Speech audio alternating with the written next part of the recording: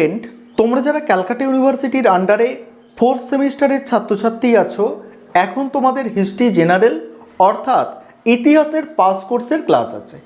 আজকের ক্লাসে তোমাদের 10 নম্বরের একটা গুরুত্বপূর্ণ বড় প্রশ্নের উত্তর নিয়ে আলোচনা করব।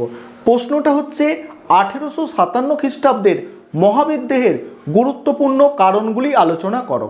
এখানে 1857 খ্রিস্টাব্দ তোমাদের বললাম, আরও 100 বছর আগে তোমাদের মনে করতে হবে কি হয়েছিল। 1757 খ্রিস্টাব্দ। 1757 খ্রিস্টাব্দে পলাশির যুদ্ধের মাধ্যমে ইস্ট ইন্ডিয়া কোম্পানি তাদের ক্ষমতা বিস্তারের প্রক্রিয়া শুরু করেছিল এবং 1764 খ্রিস্টাব্দে বক্সারের যুদ্ধ এবং 1765 খ্রিস্টাব্দে দেওয়ানি লাভের মাধ্যমে তাদের ক্ষমতার যে বিস্তার সেটাকে কিন্তু তারা সর্বোচ্চ করেছিল।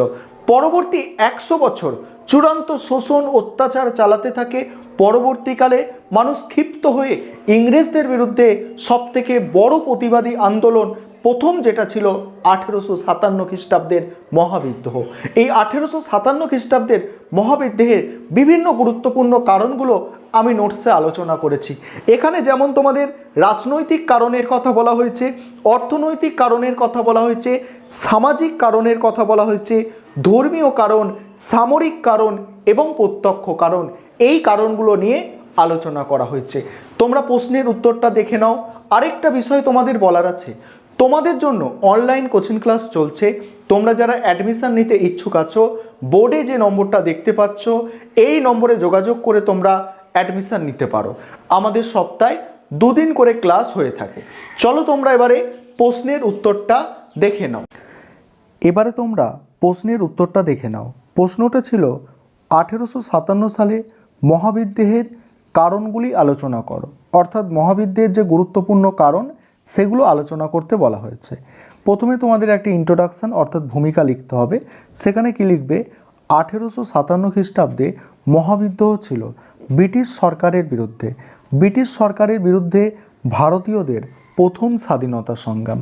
এই মহাবিদ্রোহ সৃষ্টির পেছনে রাজনৈতিক, অর্থনৈতিক, সামাজিক, ধর্মীয়, সামরিক প্রভৃতি কারণগুলি গুরুত্বপূর্ণ ছিল।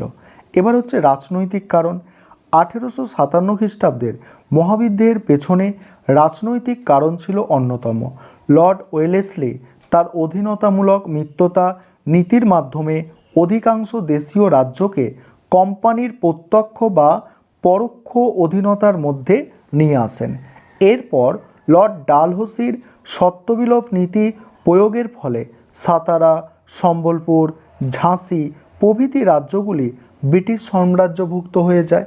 এর ফলে একাধারে দেশীয় রাজন্যবর্গের মনে আতঙ্ক ও ঘৃণার সৃষ্টি হয়, অন্যদিকে তারা ব্রিটিশ বিরোধী হয়ে ওঠে।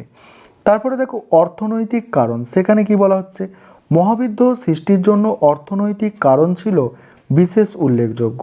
1757 থেকে 1857 খ্রিস্টাব্দ পর্যন্ত প্রায় 100 বছর ধরে ইস্ট ইন্ডিয়া কোম্পানি এদেশে প্রচুর পরিমাণ অর্থ ও সম্পদ নিজের দেশে নিয়ে যায়। তারা ইংল্যান্ডের শিল্প বিপ্লবের জন্য এদেশের কাঁচামাল নিজের দেশে নিয়ে যায় এবং সেখানকার যন্ত্রে তৈরি দ্রব্য এদেশে বিক্রি করে। ফলে ভারতের বস্ত্রশিল্প ও অন্যান্য কুটির শিল্পগুলি ধ্বংস হয়ে যায় এবং ভারতবাসীর দুর্দশা চরমে ওঠে। তাছাড়া ব্রিটিশ সরকারের বিভিন্ন ধরনের ভূমি রাজস্ব নীতির প্রচলনের ফলে কৃষক সম্প্রদায়ের জীবন দুর্বিষহ হয়ে ওঠে। পরের পয়েন্ট হচ্ছে সামাজিক কারণ। সেখানে কি বলা হচ্ছে দেখো, সামাজিক কারণে মহাবিদ্রোহ ঘটার পেছনে সামাজিক কারণ দায়ী ছিল। ব্রিটিশ সরকারের ভারতবাসীর প্রতি বৈষম্যমূলক আচরণ ভারতীয়দের অসন্তোষ বৃদ্ধি করেছিল। সরকারি উচ্চ পদে ভারতীয়দের নিয়োগ করা হতো না। এমনকি আগ্রার ম্যাজিস্ট্রেট একসময় আদেশ দেন যে শ্বেতাঙ্গদের দেখলেই যে কোনো ভারতীয়কে সেলাম, ঠিক আছে, সরকার সেলাম বলে অভিবাদন জানাতে হবে।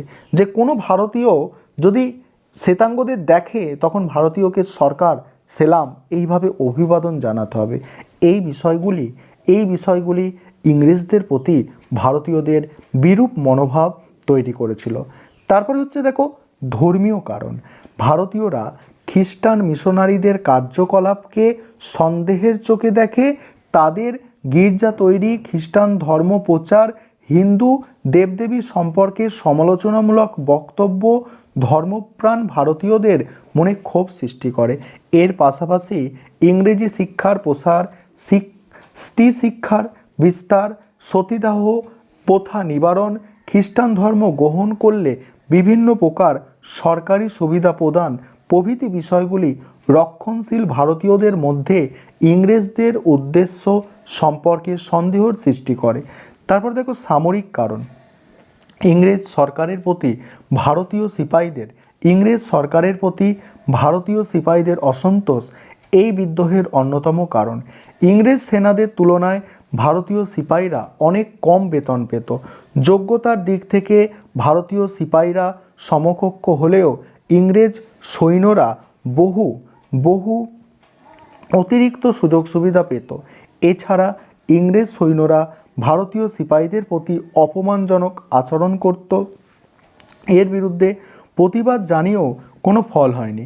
ফলে ভারতীয় সিপাহীদের মনে বিদ্রোহের মনোভাব সৃষ্টি হয়। তারপর দেখো পরে কি আছে, প্রত্যক্ষ কারণ। মহাবিদ্রোহ সৃষ্টির পেছনে প্রত্যক্ষ কারণ ছিল এনফিল্ড রাইফেল ঘটনা। এই এনফিল্ড বলছে এই রাইফেলে টোটো দাঁতে কেটে বন্ধুকে ঢোকাতে হতো। এনফিল্ড রাইফেলের টোটো দেখো আবরণটি ছিল গরু ও শূকরের চর্বি দিয়ে তৈরি। ফলে ধর্মভীরু হিন্দু ও মুসলমান সিপাহীরা এই টোটো ব্যবহারে অস্বীকার করে এবং ভারতীয় সিপাহীরা বিদ্রোহ শুরু করে। প্রথম বহরমপুরে এবং পরে ব্যারাকপুরে মঙ্গল পাণ্ডের নেতৃত্বে 1857 খ্রিস্টাব্দে 29শে মার্চ সিপাহীরা বিদ্রোহ শুরু করে। ফলে সিপাহী বিদ্রোহের সূচনা হয়। ধীরে ধীরে এই বিদ্রোহ দেশের অন্যান্য সামরিক ছাউনিতে ছড়িয়ে পড়ে। এরপর রাজন্যবর্গ ও সমাজের অন্যান্য সম্প্রদায়ের মানুষের যোগদানের ফলে সিপাহীদের বিদ্রোহ মহাবিদ্রোহের রূপ নেয়। এই ছিল তোমাদের আজকের ক্লাস।